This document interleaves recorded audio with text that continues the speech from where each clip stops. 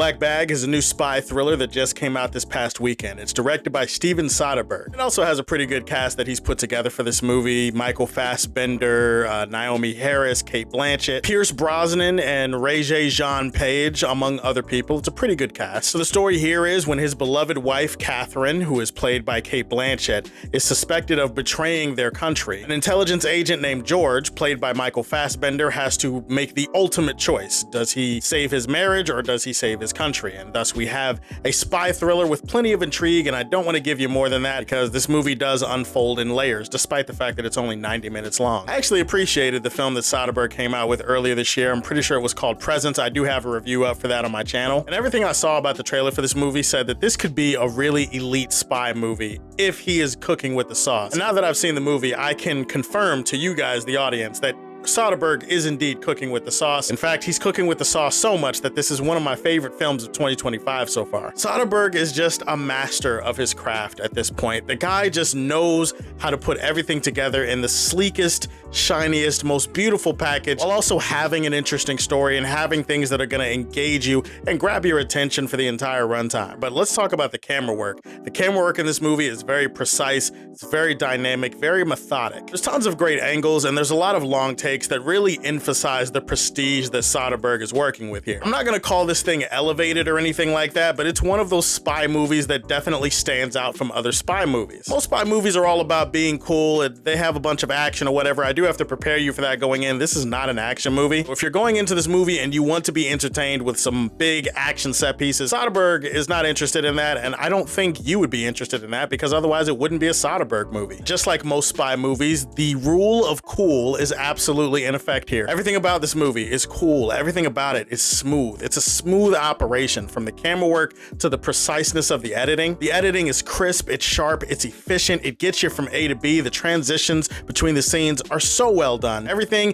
feels like it's in the absolute best position that it could possibly be. Soderbergh is in complete control. The actors and everybody else, they all feel like they're in total command of this moment. I will say an interesting note about the cinematography is that Soderbergh does emphasize brights a lot in this movie. There's a lot of bright, eerie, almost fluorescent cinematography in here. A lot of scenes where characters are in rooms where the outside is highlighted because a lot of scenes in this movie are shot in the daytime, or scenes where characters are in rooms and the lights and the candles and everything that they're using to light up the room just feels even more bright than usual. Since this is a spy movie, I do think he wanted to use the brightness of the lights and the daytime specifically to highlight the fact that spies have to spend most of their lives in shadows and darkness and in secrets and lies. And maybe the emphasis on the brights with the cinematography here is meant to highlight the contrast. Like, you see a lot of scenes where characters' faces are hidden in shadow. The lighting highlights the duality, but I also feel like it highlights the idea of bringing things to light, like bringing secrets into the light specifically, because that's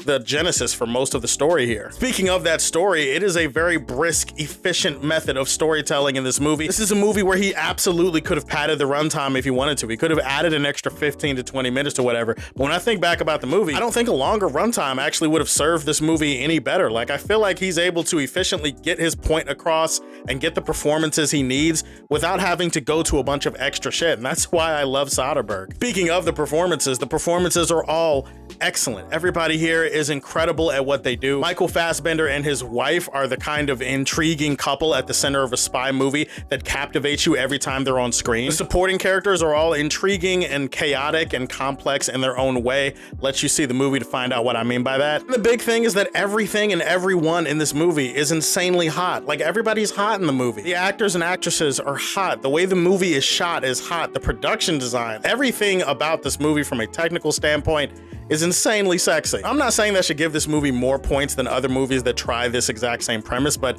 it certainly doesn't hurt, right? Like, it certainly is an addition to the movie, if nothing else. This is a spy movie that has plenty of intrigue. It's got mystery, it's got a little bit of suspense, a lot of twists, and there are things that you're not going to see coming. So I like the fact that it's a story where you think it's going one way and it kind of goes in a completely different direction. From the top on down, the technical skill involved, the direction and the visuals and the performances had me engaged from beginning to end. I only really have one issue with the movie, and for some people it's going to break their enjoyment of the movie, and for me it hurt my enjoyment, but it didn't break it. You do eventually build up to a third act where truth is revealed and a lot of the cards are on the table, so to speak. A movie that doesn't waste a lot of excess time with exposition gets very exposition heavy in the third act. It has to kind of set the cards up and blow them down and explain everything. This is where the movie does get bogged down a little bit, not in terms of its pacing, but more so in terms of the convoluted nature of its story. There's a lot of different irons in this fire, and there's a tangled spider web of conspiracy and a bunch of spy shit, and it all kind of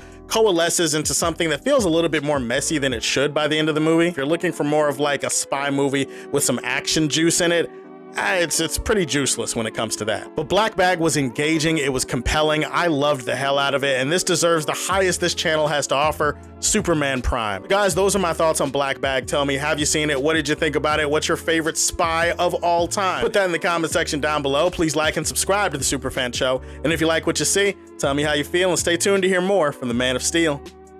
Peace.